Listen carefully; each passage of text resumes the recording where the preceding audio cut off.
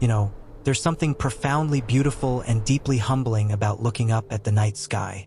When you stand under a truly dark sky, away from city lights, away from all the artificial illumination that covers most of the developed world, you see something that changes your perspective.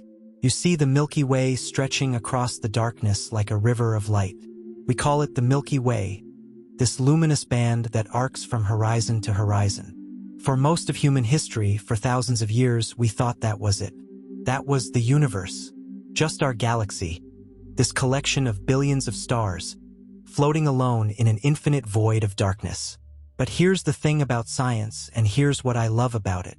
As we developed better tools, as we built better telescopes, as we learned to ask better questions, we discovered that we were profoundly mistaken.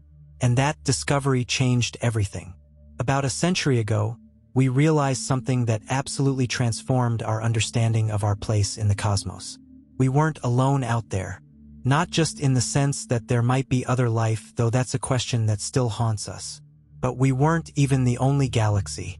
There were other galaxies, billions of them, trillions of them, entire cities of galaxies, stretching across distances so vast that the human mind struggles to comprehend them. And one of them, the closest of these galactic neighbors, a massive spiral galaxy that we named Andromeda, was heading straight toward us, directly toward us, at a speed that sounds incomprehensible to our everyday experience. And for 13 years, from 2012 to 2024, we were absolutely certain about this. Not speculative, not a possibility, not a probability, certain. Absolutely, unquestionably certain that the Milky Way and Andromeda galaxy were destined for collision. A cosmic merger that would be the most spectacular and dramatic event in the history of our galaxy and perhaps in the history of the observable universe. We had the mathematical proof. We had observations from our most sophisticated space telescopes, instruments that can see details so minute that they seemed impossible just decades ago. We had computer simulations running on the most powerful supercomputers in the world. We had the equations of gravity, formulated by Isaac Newton and refined by Albert Einstein. Every single piece of evidence pointed to one inescapable conclusion. It would happen. It was inevitable. It was as certain as tomorrow coming after today. And we told the world this with confidence. It was in the textbooks. It was in the planetariums. It was in the documentaries that people watched in their living rooms. It was in the popular science books and magazines. The Andromeda collision was coming. You could plan on it. You could set your watch by it. Well, metaphorically speaking, it would happen in about 4.5 billion years, give or take a few hundred million years. And then, in 2024, something unexpected happened. Scientists at the University of Helsinki looked at the problem again. They asked the kinds of questions that good scientists ask, the questions that keep you honest. What if we're missing something? What if we're not accounting for everything that matters? What if we've looked at this problem for so long that we've stopped questioning our fundamental assumptions? What if, just what if, we've gotten this wrong? What if the collision isn't as certain as we think? And what they found completely turned the narrative on its head. They found that there's only about a 50-50 chance that the Andromeda-Milky Way collision will ever happen. Coin flip. Heads and the collision occurs. Tails and the galaxies pass each other by, missing in a cosmic near-miss that would still reshape both galaxies but wouldn't result in a merger. Either outcome is roughly equally probable. After 13 years of certainty, we were back to genuine uncertainty. This is an extraordinary story about how science works. It's a story about observation and measurement. It's a story about the power of mathematical modeling. It's a story about computer simulation. It's a story about how we can be very confident in our conclusions and yet still be missing crucial pieces of the puzzle. And perhaps most importantly, it's a story about humility, about recognizing that the universe is more complex than we sometimes give it credit for, that there are always details we might have overlooked, always subtleties that can change the outcome, always reasons to remain open to revision of our understanding. Let me take you through this journey.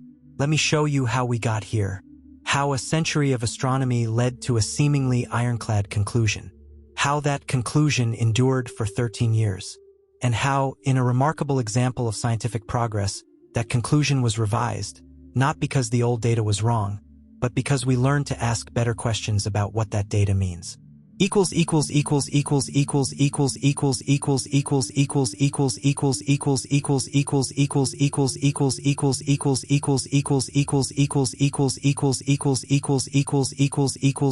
Part 1. The discovery that started it all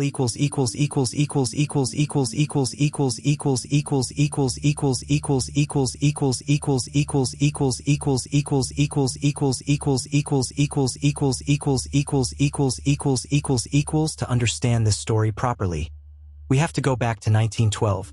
Picture the state of the world at that time. World War I hasn't started yet. The Titanic is still 3 years away from sinking. Aviation is in its infancy. We don't have radio broadcasting, television, computers, or any of the technology that we take for granted in the modern world. The scientific understanding of the cosmos is primitive by our standards. We don't even know for certain how far away the sun is from the Earth, though we have pretty good estimates. Up in Flagstaff, Arizona, at the Lowell Observatory, an Italian astronomer named Vesto Slipher is making observations that will echo through the next century. Lowell Observatory was built by the American businessman Percival Lowell, who became famous for his observations of Mars and his belief that the planet might harbor an advanced civilization with canals. That belief turned out to be wrong, but Lowell's observatory became a center of astronomical research. Slipher has a new tool that represents the cutting edge of astronomical technology. It's called a spectrograph. This device does something remarkable. It takes the light coming from distant objects and breaks it down into its component wavelengths. It's like passing light through a prism, which breaks white light into a rainbow. When you analyze how the light is distributed across different wavelengths, you can learn an enormous amount about the object that produced that light. You can determine its chemical composition. You can determine its temperature. You can determine its density. And here's what's relevant to our story. You can determine whether it's moving toward you or away from you. This last capability is based on a principle called the Doppler effect. You know the Doppler effect. It's something you experience every day if you live near a road with any traffic. When an ambulance approaches you with its siren blaring, the sound seems higher pitched. When it passes you and drives away, the pitch drops to a lower frequency. This happens because of the relative motion between the source of the sound and you as the observer. As the ambulance approaches, the sound waves get compressed. They hit your ear more frequently. Higher frequency means higher pitch. As the ambulance moves away, the sound waves get stretched out. They hit your ear less frequently. Lower frequency means lower pitch. Light works exactly the same way. When a light source moves toward you, the light waves get compressed. The wavelengths get shorter. Shorter wavelengths are toward the blue end of the spectrum. When a light source moves away from you, the light waves get stretched. The wavelengths get longer. Longer wavelengths are toward the red end of the spectrum. So if you can measure how the light from a distant object is shifted relative to its normal wavelength, you can determine whether it's moving toward you or away from you. And you can calculate the speed of that motion. In 1912, Vesto Slipher pointed his spectrograph at an object that had been known for centuries but was little understood. Medieval Islamic astronomers had noted it. Later European observers had noted it. It was called the Great Andromeda Nebula. We didn't even know what it was. We didn't know if it was something within our galaxy or something beyond it. It appeared to be a fuzzy patch of light. The word nebula means cloud, so people thought it was a cloud of gas and dust within our own galaxy. Slipher made his observations and analyzed the light. What he found was astonishing. The light from the Great Andromeda Nebula was shifted toward the blue end of the spectrum. Significantly shifted. Not a tiny shift. A large, obvious, unambiguous shift. This could mean only one thing. The Great Andromeda Nebula was moving toward us. And it was moving fast. Slipher calculated the velocity. About 300 kilometers per second. That's roughly 1 million miles per hour. That's incomprehensibly fast in human terms. That's fast enough to travel from the Earth to the Moon in just a few hours. Now think about the implications of what Slipher had discovered. If this object was a cloud of gas and dust within our galaxy, and it was approaching us at that speed,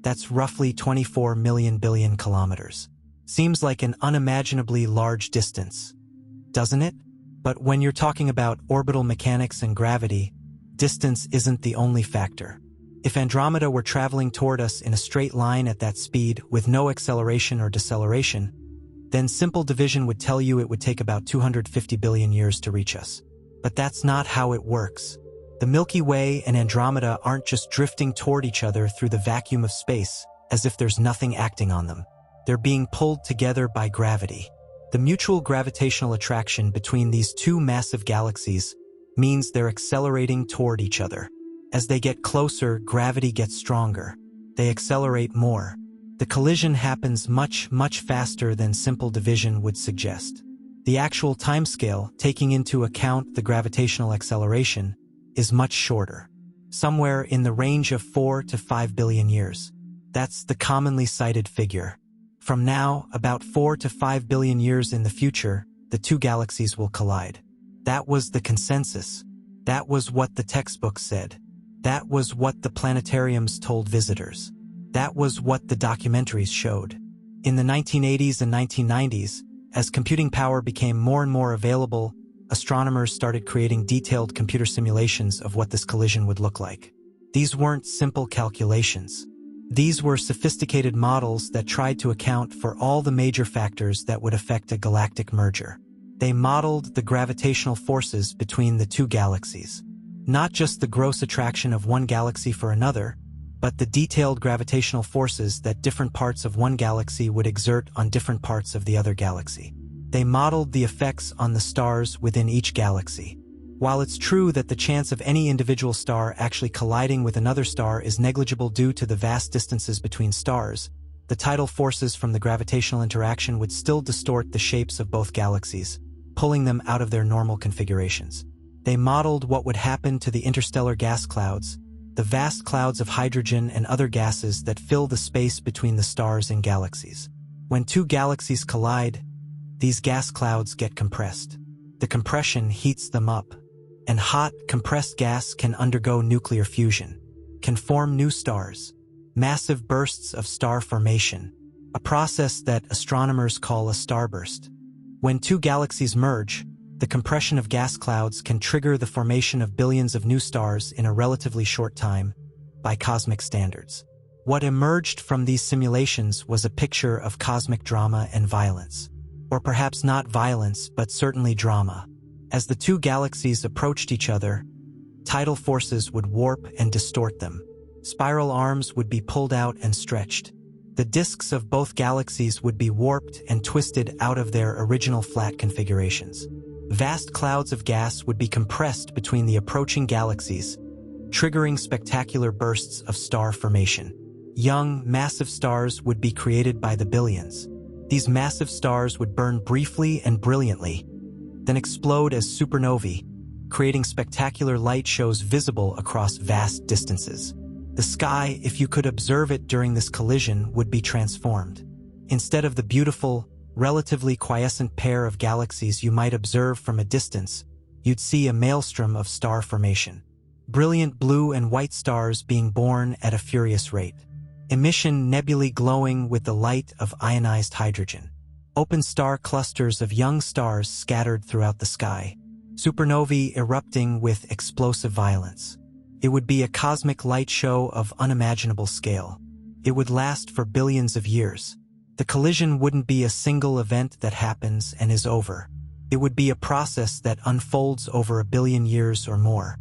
The two galaxies would swing past each other, then swing back around under gravity's pull, and potentially collide again multiple times before eventually settling into a single merged system.